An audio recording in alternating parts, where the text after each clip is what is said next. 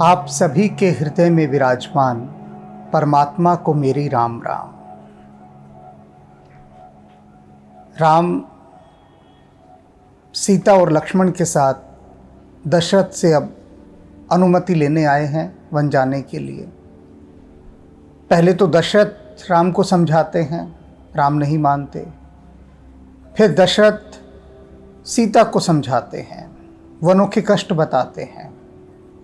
फिर गुरुजनों की जो स्त्रियां हैं वे बताती हैं। सुमंत्र की पत्नी समझाती हैं सीता को कि सीता वन न जाए।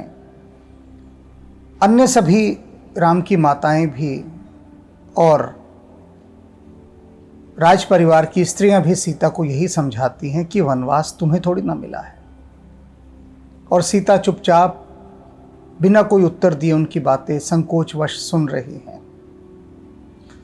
यह सब देख सुनकर कैकेयी तिलमिला जाती है और कैकेयी जल्दी से राम के लिए वल्कल वस्त्र और मुनियों का वह सामान जो शर्त में रखा गया था कि राम मुनियों के वेश में वनवास करेंगे, वो मंगवाती है फौरन और राम के हवाले करते हुए कहती है कि ये जो राजा है ना दशरथ, तुम्हारे पिता, ये तुम्हारे प्रेम में मरे जा रहे हैं और ये कुछ ना कुछ ऐसा अड़ंगा ज़रूर पैदा करेंगे जिससे कि तुम वन न जा सको। अब बाकी तुम्हारी मर्जी है। मैंने तुम्हारे लिए वन जाने का सारा सामान जो तुम्हें चाहिए लाकर रख दिया है। अब राम तुम्हारी इच्छा है, तुम्हें वन जाना है तो जाओ, नहीं जाना है तो मत जाओ। यह सब बात सुनकर दशरथ बहुत पीड़ा से भर जाते हैं। वे सोच रहे हैं कि यह दिन भी देखना लिखा था और वे कह रहे हैं अपने आप, अपने मन से कि ये मेरे प्राण क्यों रुके हुए हैं। अब इन बातों को सुनने के बाद भी ये प्राण मेरे शरीर में है तो बहुत दुखी है। अब उसी दुख की यात्रा पर हम आगे चल रहे हैं। लोग बिकल, जितने भी लोग आसपास हैं वे सब व्याकुल हो गए कैकेयी की यह बात सुनकर। मूर्छित नर नाहु, और जो राजा हैं दशरथ वे बेहोश हो गए। कहा करी है कुछ सूझ न काहू, लोगों को कुछ समझ नहीं आ रहा था क्या करें, कुछ सूझ नहीं रहा था क्योंकि सूझने जैसा कुछ बचा ही नहीं था। सभी समझा समझा कर हार चुके थे। गुरु पत्नी तक समझाकर जब हार गई, सुमंत्र की पत्नी भी समझाकर हार गई और सीता न मानी। राम तो मानने वाले हैं ही नहीं। अब ऐसे में अयोध्यावासी जो वहाँ इकट्ठे हैं, सब गणमान्य लोग, उन्हें समझ नहीं आ रहा था कि क्या करें। कुछ भी बुद्धि काम नहीं कर रही थी, सब किम कर्तव्य विमूढ़ थे। राम तुरंत मुनि वेश बनाए और जो कैकेयी ने मुनियों के कपड़े लाकर दिए थे, राम ने तुरंत उनको धारण किया और मुनियों का वेश बना लिया। चले जनक जननी से उड़नाई और अपने पिता और माता उन सबके चरणों में नमस्कार किया चलने के लिए, अनुमति मांगने के लिए। जो भी कैकेयी ने सामान लाकर इकट्ठा किया था, कमंडल, रुद्राक्ष की मालाएं, वल्कल वस्त्र, वल्कल वस्त्र उसे कहते हैं जो सन्यासी पहनते हैं, गेरुए वस्त्र, उन वस्त्रों को वल्कल वस्त्र कहा जाता है, वनवासियों के वस्त्र। सजबन साज समाज सब विनीता बंधु समेत, बंदी विप्र गुरु चरण प्रभु, चले कर ही सब ही अचेत। राम ने सारा साजो सामान इकट्ठा किया जो भी वन जाने के लिए था, जो उनको दिया गया था कि इस सामान को लेकर आप वन जाएंगे।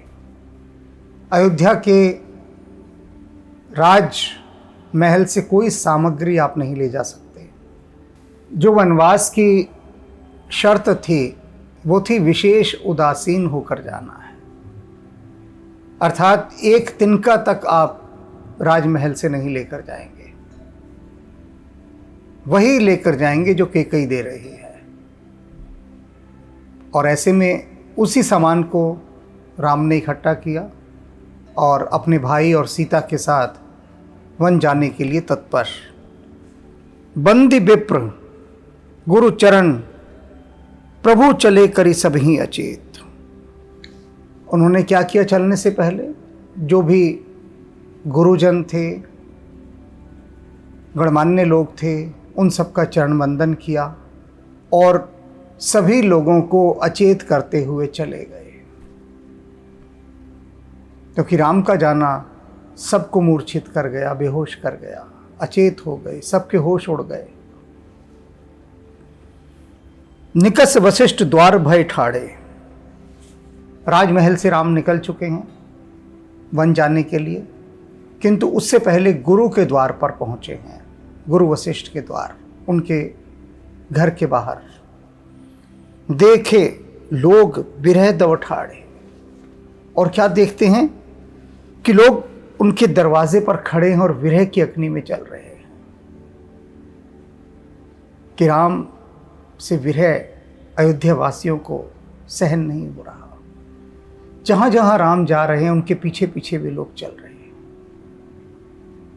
राम गुरुद्वार पहुंचे हैं, वहां पर भी सब लोग पहुंच गए, जल रहे हैं सारे विरह के ताप में, अग्नि में।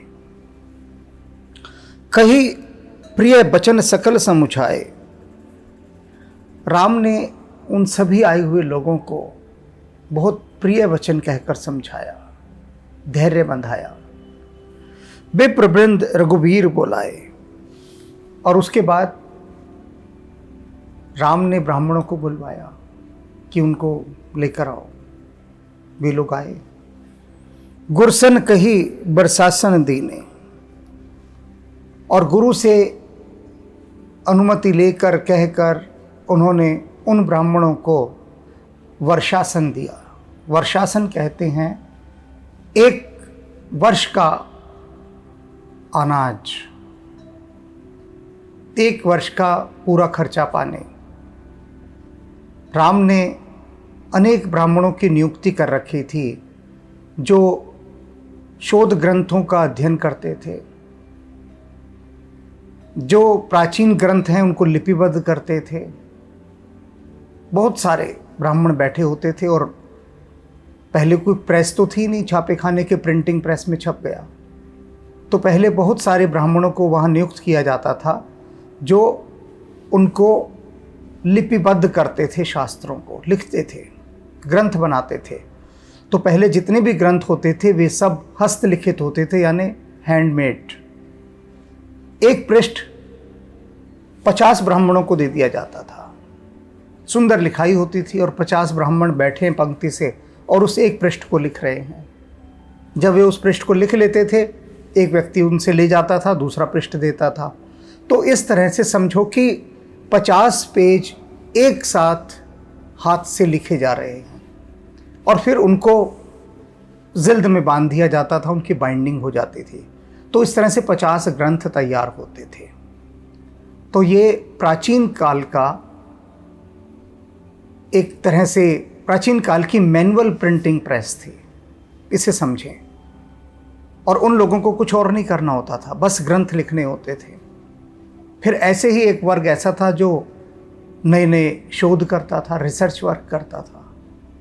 उन सब की नियुक्ति राम ने की हुई थी। शिक्षा पर राम ने सबसे अधिक व्यय किया था अपने शासनकाल में। मतलब जब भी उनके अधिकार में था अयोध्या का जो भी शासन देखना, तो उनका अधिकांश व्यय होता था कि शिक्षा पर व्यय करो। अब ये ब्राह्मण राम तो चले जाएंगे, सब हटा दिया जाएगा इनको। तो 1 साल तक का खर्च उनका पहले प्रबंध कर दिया राम ने, गुरु वशिष्ठ से कहकर। आदर दान विनय सब कीने। बहुत आदर सम्मान दिया और उनको दान दिया, विनय की उनकी।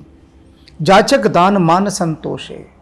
फिर याचकों को, जो मांगने वाले थे, उनको भी सम्मान सहित दान देकर संतुष्ट किया। अब यहाँ हर स्थान पर देखिए कि राम जिसको जो भी दे रहे हैं, देने के साथ साथ मान सम्मान भी दे रहे हैं, मान सम्मान के साथ दे रहे हैं, आदर के साथ। भिखारी को भी यदि कुछ दे रहे हैं तो आदर पूर्वक दे रहे हैं। इसे देने का भाव कहते हैं कि देते समय आप में विनय हो और आदर हो, अहंकार ना हो। दाता होने का सुख ना हो कि अरे हमने इस गरीब को दान दिया। ऐसा भाव यदि आ जाता है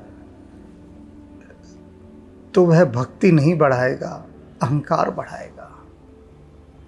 राम का जो चरित्र है, राम का जो व्यवहार है, जो शीलता है, वो यही तो सिखा रही है कि दो भी, दान भी करो तो इतने विनम्र और विनीत होकर कि आप स्वयं को धन्य अनुभव करें कि लेने वाले ने आपसे दान लेकर आप पर उपकार किया है। आपने दान देकर उपकार नहीं किया, लेने वाले ने उपकार किया कि आपसे लिया।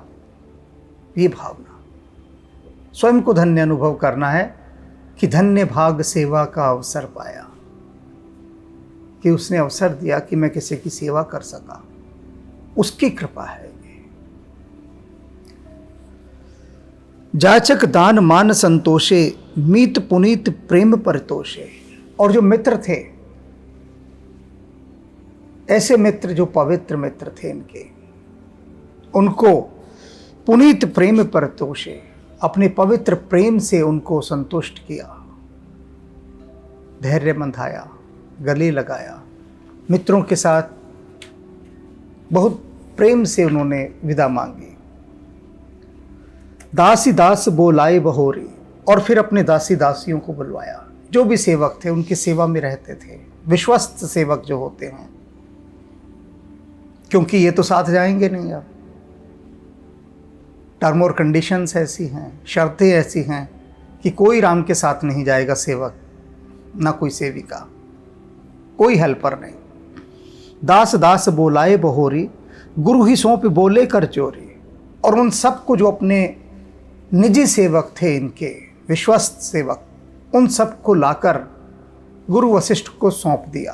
और सौंपने के बाद हाथ जोड़कर राम क्या कहते हैं, सबके सार संभार गोसाई, कि हे स्वामी, अपने गुरु से कहते हैं कि इन सब की देखभाल करना अब आपका दायित्व है, मैं आपको इन्हें सौंप कर जा रहा हूं। करब जनक जननी की नाई, और इनकी देखभाल आपको कैसे करनी है, जैसे आप इनके माता पिता हों, दोनों ही आप हैं, आपको इनकी देखभाल करनी है। राम की संवेदनशीलता और दूरदर्शिता यहां देखिए। राम को देश निकाला दिया जा रहा है, सीधे सीधे रूप में, चाहे हम उसे वचन पालन कह रहे हैं, सुंदर शब्दों का उसके लिए हम एक आवरण लेकर आ रहे हैं, किंतु वास्तविक अर्थों में राम के लिए ये देश निकाला है। और राम इस चीज़ को समझ रहे हैं, कहते नहीं हैं, मर्यादा नहीं है कहने की। अब जिसे देश निकाला दिया जा रहा हो, उसके विश्वस्त सेवक सेविकाओं के साथ बाद में कैसा व्यवहार किया जाएगा, सोचिए। अच्छा व्यवहार तो नहीं होगा ना उनके साथ, कि जो उनका स्वामी था उसको ही देश से निकाल दिया, तो उसके बाद बाकियों का क्रम लगेगा कि भाई आ जाओ, तुम्हारी बारी है। बड़े राम के सेवक बनते थे, अब भुगतो, तो उनको कुछ भुगतना ना पड़े, वे किसी मुसीबत में ना फंसें, इसलिए उनको गुरु वशिष्ठ के हवाले कर दिया कि अब कोई उनको छू भी नहीं सकता। क्योंकि अब क्या कहा जाएगा, भाई ये तो गुरु वशिष्ठ के सेवक हैं, अब राम के है ही नहीं है। तो मानकर चलो किसी को देश निकाला दिया गया, तो उसकी हवेली को लोग आग लगा देते हैं ना, उसके घर को। लेकिन यदि उसके घर को पहले ही कोई और ले ले, तो तो लोग क्या कहेंगे कि ये तो अब उसका घर रहा है नहीं भाई, इसको हम कैसे जला सकते हैं, ये तो उसने खरीद लिया है, अब नहीं जला सकते। तो राम के जो विश्वास पात्र सेवक हैं उन्हें कोई जलाए ना, ताप ना दे, कष्ट ना दे, दुख ना दे, मुसीबतें उनके लिए खड़ी ना करे। इसलिए राम दूरदर्शी यहाँ पर एक कार्य कर रहे हैं। गुरु वशिष्ठ को दे दिया उन सबको कि आप आज से ही आपके हुए। अब वहाँ वे पूरी तरह से सुरक्षित हैं। अपनी माँ कौशल्या को भी नहीं देकर जा रहे हैं, पता है वहाँ पूरा खतरा है, वहाँ दे गए तो किसी और को नहीं दे रहे, सिर्फ गुरु वशिष्ठ को, क्योंकि वहाँ पूर्ण रूपेण सुरक्षित हैं वे। बार ही बार चोर जुग पाने, बार बार राम हाथ जोड़ते हैं। कहत राम सब सन मृदुवाने, और राम सबसे बड़े मधुर वाणी में बोलते हैं। सबको हाथ जोड़कर सब लोग खड़े हैं, अयोध्यावासी, उनके सेवक सेविकाएं, सब लोग खड़े, और सभी को राम विनम्र स्वर में हाथ जोड़कर कह रहे हैं उनसे, सोई सब भांति मोर हितकारी, कि आज घड़ी है पहचानने की कि कौन मेरा हितकारी है, कौन मुझसे सच्चा प्रेम करता है। ये समय है अब जानने का कि क्या आप सब लोग मुझसे सच्चा प्रेम करते हैं। पता लग जाएगा, और उस पता लगने की कसौटी क्या है, राम कहते हैं, जहिते रहे भुआल सुखारी। आप सभी को वह काम करना है जिससे राजा सुखी रहे। ऐसा कोई काम नहीं करना जिससे राजा को दुख हो या कष्ट हो, परेशानी हो। क्योंकि राम समझ रहे हैं कि सब आग से भरे हुए हैं भीतर तक। मैं इधर वनवास गया और जो मेरे चाहने वाले हैं उन्होंने अयोध्या में उपद्रव शुरू किया, अराजकता फैलाएंगे, राजा का सहयोग नहीं करेंगे, विरोध करेंगे, हिंसा करेंगे, भड़केंगे। और इससे क्या होगा कि अयोध्या का राजा जो भरत है उसके लिए बहुत कठिनाइयां उत्पन्न हो जाएंगी। तो राम स्पष्ट शब्दों में कह रहे हैं कि यदि सच में तुम मुझसे प्रेम करते हो तो मेरे जानने के बाद ऐसा कोई काम नहीं करोगे जिससे अयोध्या के राजा को किसी प्रकार की कोई परेशानी हो। यानी अयोध्या के राजा का सहयोगी होकर तुम्हें रहना है, विपक्ष में नहीं रहना, विरोध में नहीं रहना, उनका सहयोगी होकर रहना है। इसे कहते हैं देश प्रेम, इसे कहते हैं पार्टी प्रेम। पार्टी से सब समझते हैं, देश से कोई नहीं समझता, क्योंकि देश से कोई प्यार करता ही नहीं, सब पार्टियों से करते हैं अपनी अपनी। जो जिस पार्टी का है वो उस पार्टी से प्रेम करता है, देश से कोई सरोकार नहीं है। कोई एक आध करता हो तो करता हो, वरना ज़्यादातर प्रेम पार्टी से है। तो राम यहाँ क्या कह रहे हैं कि राम की पार्टी से की बात छोड़ दो तुम, कि तुम राम की पार्टी के थे और राम को ही निकाल दिया इन्होंने अयोध्या से, तो आग लगाएंगे अयोध्या को। राम कह रहे नहीं, तुम पार्टी मत देखो, देश देखो। देश अयोध्या को देखना है और अयोध्या का जो राजा है उसके साथ सहयोग करना है, उसके अनुकूल होकर चलना है। मैं पार्टी से निकाल दिया गया हूं तो इसका मतलब ये नहीं कि अब विद्रोही हो जाओ सब। होता तो यही है ना, जिसको पार्टी से निकाल दो नेता को, वही विद्रोही हो जाता है। यह नहीं सोचता कि इस पार्टी ने ही उसे इतना कुछ दिया है। जो भी कुछ मिला है आज तक इस पार्टी की बदौलत तो मिला है। तो पार्टी की आला कमान ने अगर बाहर निकाल दिया, कुछ रहा होगा उसके मन में, निकाल दिया तो निकाल दिया। पद भी तो उसी ने दिया था, किंतु ऐसा भाव यदि कोई ले आए तो फिर तो वह सिद्ध ऋषि मुनि हो गया, फिर वह राजनेता कहाँ रहा। फर्क है ना, बहुत फर्क है। तो यही बात राम समझा रहे हैं, बहुत गहरी बात। कि सारी निष्ठा देश के प्रति रखो, राजा के प्रति रखो, व्यक्ति के लिए नहीं। मैं जा रहा हूं, लेकिन फिर भी देश तुम्हारा अयोध्या है। ऐसा कोई काम मत करना जिससे अयोध्या की धन संपत्ति और प्रगति में बाधा आए। मात सकल मोरे बिरह जहि न होई दीन दुख दीन, सोई उपाय तुम्हु करहूं सब पुरजन परम प्रवीण। राम कहते हैं कि देखो, तुम सब लोग बहुत ही चतुर हो, सयाने हो, बुद्धिमान हो, सब अयोध्यावासी, और यह भी देख रहे हो कि मेरी माँ मेरे विरह में कितने दुख से जल रही होगी इस समय। तो इसलिए तुम में से कोई भी ऐसा काम ना करे कि जिससे मेरे माता पिता को कोई दुख हो, कष्ट हो। वही सब काम करना जिससे इनके सुख में वृद्धि हो। ए विधि राम सभी समझावा। इस प्रकार से राम ने उन सब लोगों को समझाया, अयोध्या वासियों को, कि सभी को अयोध्या के अनुकूल रहना है। गुरुपद पदम हर्ष सिर नावा, और उसके बाद गुरु के चरण कमलों में अपना सिर नवाया। गणपति गौर गिरीश बनाए, गणेश जी की, पार्वती जी की और कैलाशपति भगवान शिव की वंदना की, उन्हें मनाया, प्रसन्न किया। चले आशीष पाई रघुराई, और इन सभी से, गुरुओं से और देवी देवताओं से आशीर्वाद लेकर रघुराई वन को चल दिए। राम चलत अति भयहु बिसादु। अब जैसे ही राम वन की तरफ चलते हैं, भयंकर एक विषाद घिर जाता है, दुख का वातावरण और घना हो जाता है। सुन न जाई पुर आरत नादू, और जो रोने का, बिलखने का, चीखने का जो दीन दुखी स्वर सुनाई दे रहा था, वह सुना नहीं जा रहा था।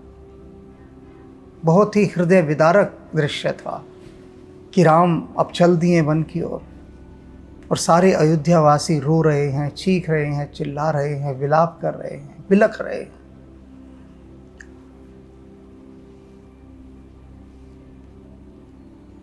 कुसुगन लंक, और जैसे ही भगवान राम वन के लिए चले, लंका में अपशगुन होने लगे।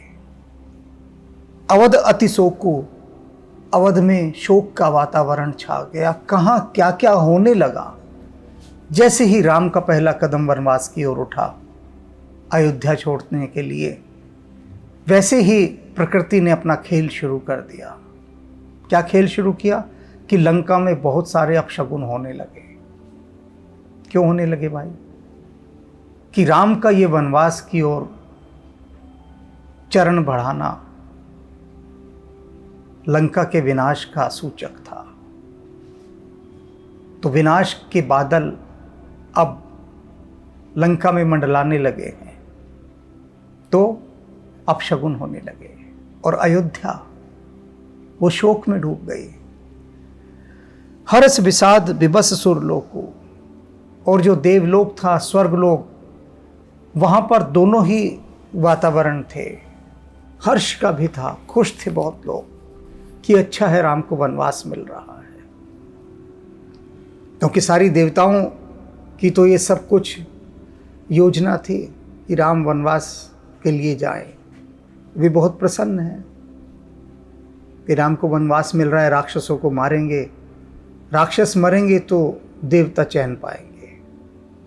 लेकिन दुखी भी हैं देवता। दुखी क्यों है? दुखी इसलिए हैं कि जो भी कुछ उन्होंने राम को वन भेजने के लिए किया, उसके लिए उसका मूल्य बहुत चुकाना पड़ा अयोध्या को, दशरथ को, उनकी माताओं को, उनके प्रियजनों को, उन सबको जो जो मूल्य चुकाना पड़ा, दुख का, विरह का, वेदना का, कष्ट का, पीड़ा का, वह सब मूल्य इतना अधिक है कि देवताओं को लग रहा है कि बहुत ज़्यादा कीमत ले ली हमने, इस कारण से वे दुखी भी हैं। तो दोनों ही भाव देवलोक में इस समय गतिशील है। गई मूर्छा तब भूपत जागे। दशरथ तो बेहोश होकर फिर से गिर गए थे, अब होश आया, फिर से जागे हैं। बोले सुमंत्र कहन अस लागे, और जागते ही सुमंत्र से कहने लगे, राम चले बन प्राण न जाहि। कहते सुमंत्र, राम तो वन को चले गए, लेकिन मेरे प्राण अभी तक नहीं गए। के ही सुख लाग रहत तन माही। किस सुख को इन्हें देखना है अभी, जो अब ये शरीर में टिके हुए हैं। जो सुख था वे तो राम थे, परम सुख राम थे, राम वन को चले गए। तो सुमंत्र मुझे बताओ, अब ये मेरे प्राण किस सुख को देखना चाहते हैं जो ये अब इस शरीर में टिके हुए हैं, ये क्यों नहीं चले जाते। तो अपना दुख, अपनी पीड़ा, अपनी व्यथा, अपनी वेदना दशरथ सुमंत के आगे रख रहे हैं। अहिते कवन व्यथा बलवाना, जो दुख पाई तज ही तनु प्राणा। कहते हैं कि सुमंत्र मुझे बताओ, राम के वन जाने से बड़ा दुख और क्या हो सकता है। तो कि प्राण तो तभी जाते हैं जब व्यक्ति दुख से भरा होता है। तो क्या मेरे प्राणों को ये दुख कम लग रहा है कि राम वन चले गए हैं? क्या इससे भी बड़ा कोई दुख हो सकता है? बताओ तुम मुझे। एहिते कवन व्यथा बलवाना, इससे बड़ी व्यथा, इससे बलवान व्यथा और क्या हो सकती है। जो दुख पाई तज ही तनु प्राणा, जिस दुख को प्राप्त होने के बाद मेरा यह शरीर इन प्राणों को छोड़ेगा, इससे बड़ा तो कोई दुख है ही नहीं। तो फिर इसने क्यों धारण किया हुआ है शरीर को। पुण्य धर धीर कहीं नर ना हो, और किसी प्रकार से धैर्य धारण किया उन्होंने। और फिर सुमंत्र से कहते हैं दशरथ, लय रथ संग सखा तुम जाओ। कहते हैं कि हे सखा, हे मेरे मित्र, तुम अभी रथ लेकर फौरन यहां से चले जाओ, राम के पास जाओ, रथ लेके जाओ तुरंत। सुट सुकुमार कुमार दो, मेरे दोनों पुत्र बड़े सुकुमार हैं। जनक सुता सुकुमारी, और जो जनक की पुत्री है सीता, वह तो सुकुमारी है, बहुत ही कोमल है। रथ चढ़ाई देखराई बन, फिर हो गए दिन चार। तुम ऐसा करो, उनको अपने रथ पर बिठाना, वनों में ले जाना, 4 दिन वनों में घुमाना खूब, और घुमाने के बाद फिर वापस ले आना। उनके वनवास का शगुन पूरा कर दो और फिर वापस ले आओ। जाओ, अब रथ लेके तत्काल जाओ। सुमंत्र क्या करें, दशरथ की आज्ञा है, टाल नहीं सकते। उठे, रथ लेकर राम की ओर चल दिए। जो नहीं फिर ही धीर दो भाई, और दशरथ रोकते हैं सुमंत्र को, कहते सुनो मेरी बात, एक बात और सुनते जाओ। वो दोनों भाई बड़े धैर्यवान हैं, वो फिरेंगे नहीं बात से। जो नहीं फिर है धीर दो भाई, यदि वे ना फिरें अपनी बात से, फिर जाए तो बहुत अच्छा है, पर जहाँ तक मैं जानता हूँ वे इतनी धैर्यवान हैं, नहीं फिरेंगे। सत्य संग दृढ़ व्रत रघुराई, और जो राम हैं, लक्ष्मण तो हो सकता है एक बार को फिर भी जाए, लेकिन जो राम हैं वे क्या हैं, सत्य संग, सत्य प्रतिज्ञ हैं। वचन दे दिया, फिर मुड़ने वाले नहीं हैं। और क्या हैं, दृढ़ व्रत, नियमों का पूरी दृढ़ता के साथ पालन करने वाले हैं। राम नहीं लौटेंगे, और राम नहीं लौटेंगे तो लक्ष्मण का तो प्रश्न ही नहीं उठता लौटने का। तो यदि ऐसी स्थिति हो तो तुम विनय करहु कर जोरे, पहले तो खूब मनाना राम और लक्ष्मण को, मैं जानता हूं नहीं मानेंगे, तो फिर तुम हाथ जोड़कर प्रार्थना करना। क्या प्रार्थना करना, फिर ही प्रभु मिथिलेश किशोरी, कि हे प्रभु ठीक है आप नहीं मानते, आप वन जाएंगे, तो सीता को वापस लौटा दीजिए, सीता को वन न ले जाइए। जब सिए कानन देख डेराई, कई हो मोरी सिख अवसर उपाय। और ऐसा करना सुमंत्र, जब तुम इन 4 दिनों में रथ पर वनों में घुमाओगे इनको, तो वन का भय देखकर, परिवेश देखकर निश्चित रूप से सीता डर जाएगी। और जिस समय सीता डरी हुई हो, भयभीत हो, उस समय तुम सही अवसर जानकर, सही मौका जानकर मेरी ये बात कह देना जो मैं तुम्हें समझा रहा हूं। क्या कहना सीता से? सास ससुर अस कहे हो संदेशो। कहना, सुनो, तुम्हारे सास ससुर ने तुम्हारे लिए एक संदेशा भेजा है। पुत्री फ्री है बन बहुत कलेसो। क्या संदेशा भेजा है? कि हे पुत्री, इन वनों से फिर जाओ, लौट आओ, क्योंकि इन वनों में बहुत क्लेश है, बहुत दुख है, कष्ट है। ऐसा तुम्हारे सास ससुर ने तुम्हारे लिए संदेशा भेजा है। और सुमंत्र, ये बात तब कहना जब सीता डर जाए वनों में, क्योंकि सही अवसर होगा बात को कहने का। जब लोहा गर्म हो तभी हथौड़ा मारना। पितुगृह कब हो ससुराई। और क्या कहना सीता से कि तुम्हारे सास ससुर ने यह कहा है कि तुम्हारे लिए कोई आवश्यक नहीं कि तुम अयोध्या में ही रहो, तुम्हारा जहां मन करे वहां रहो। कभी पिता के घर रहो, कभी ससुराल में रहो। रहे हो जहां रुचि हो ही तुम्हारी, जहां तुम्हारी रुचि हो। अपने को किसी बंधन में मत अनुभव करना कि मुझे अयोध्या में ही कैद होकर रहना है। अपने पिता के यहाँ चले जाओ, जब लगे बहुत दिन हो गए रहते हुए फिर यहाँ आ जाओ। तो जैसा तुम्हारा मन भाए उसी के अनुसार रहो, किंतु वन में मत रहो। ए विधि करहु उपाय कदम्बा। कहते हैं सुमंत्र, तुम्हें इसी विधि से बहुत सारे उपाय करने होंगे सीता को लौटा लाने के, क्योंकि यदि सीता को भी तुम लौटा लाए तो फिर ही न होई प्राण अवलंबा। हो सकता है तब मेरे प्राण जाने से बच जाएं, क्योंकि उनको एक सहारा मिल जाएगा कि राम की अर्धांगिनी सीता तो यहाँ है, एक सहारा हो जाएगा। कुछ तो मेरा अपराध बोध कम होगा। तुम इस काम को अवश्य कर देना। नाही ते मोर मरण परिणाम। और यदि तुम ये काम नहीं कर पाए तो फिर मेरा मरण सुनिश्चित है, उसे कोई रोक नहीं सकता। कछ ने बसाई भय विधि बामा। क्योंकि जब विधाता विपरीत हो जाए, विधबामा, तब कोई कुछ नहीं कर सकता। दशरथ कह रहे हैं सुमंत्र से, यदि सीता नहीं लौटी तो इसका साफ अर्थ है कि विधाता बिल्कुल विपरीत हुआ पड़ा है। और जब विधाता किसी से मुख मोड़ ले तब कोई कुछ नहीं कर सकता किसी के लिए। तब यही जानना कि अब मेरा मरण सुनिश्चित है। अस कहे मूरछ परामहिराओ। ऐसा कहकर राजा फिर से मूर्छित होकर भूमि पर गिर गए। राम लखन सिंह आने दिखाओ।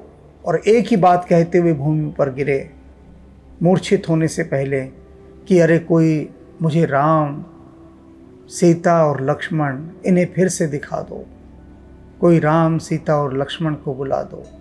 ऐसी आर्तवाणी, दीनवाणी, दुख भरी व्यथा के साथ कहते हुए दशरथ फिर से भूमि पर गिरकर अचेत हो गए, मूर्छित हो गए। दशरथ की व्यथा दशरथ ही जाने। कौन सा शाप पीछा कर रहा है दशरथ का, जो अभी तक उनके प्राण अटके हुए हैं। न केवल अटके हुए हैं, बल्कि उनके प्राणों ने ही उन्हें मथ डाला है, बुरी तरह मथ डाला है। और ऐसा मथ रहे हैं कि वह योद्धा जो बड़े बड़े युद्धों में जरा सा भी नहीं डरा। वह यहां पर दीनहीन दुखी होकर बार बार मूर्छित हो रहा है, भूमि पर गिर रहा है। एक शाप दशरथ का पीछा कर रहा है।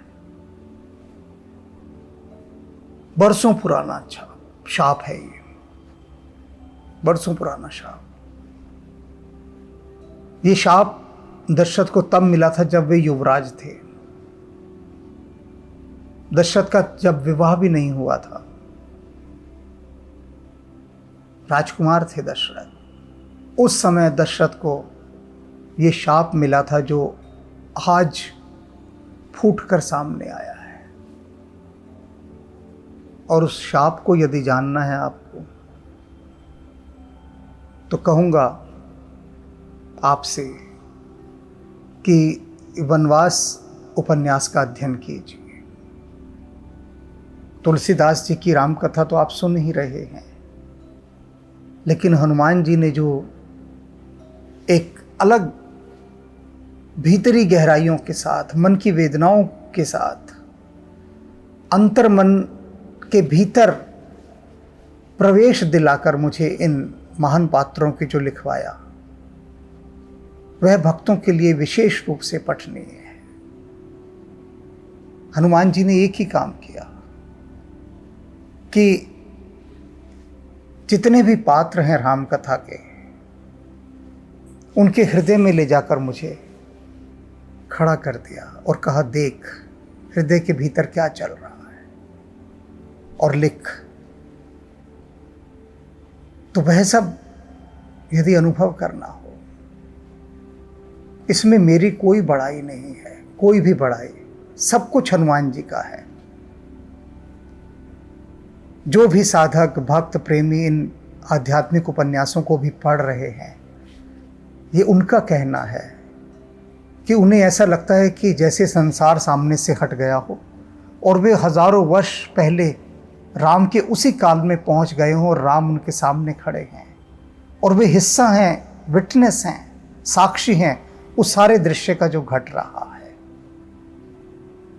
हनुमान जी ने ऐसी शक्ति, ऐसी सिद्धि, ऐसे मंत्र, ऐसे अभिमंत्रित मंत्र इन आध्यात्मिक उपन्यासों में फूंक दिए हैं कि जो भी हृदयपूर्वक इनको पढ़ता है वह राम के युग में तत्काल पहुंच जाता है। Back to the future. आप प्रयास करें, हो सकता है आपकी भी यात्रा वहां आरंभ हो जाए, कोई बड़ी बात नहीं है, लेकिन हृदय से करनी पड़ेगी यात्रा। हार्ट सेंटर एक्टिवेट होना चाहिए आपका, ब्रेन नहीं। ब्रेन की कोई हैसियत नहीं है, हार्ट सेंटर, हृदय के केंद्र से अध्ययन करना है और फिर आप उड़ान का मजा लीजिएगा। तो वहां आपको आरंभ में ही दशरथ का यह शाप दिखाई दे जाएगा। मेरा काम केवल मार्ग दिखाना है, वह मैं दिखा रहा हूं। जो चलना चाहे उसकी इच्छा, जो न चलना चाहे उसकी इच्छा।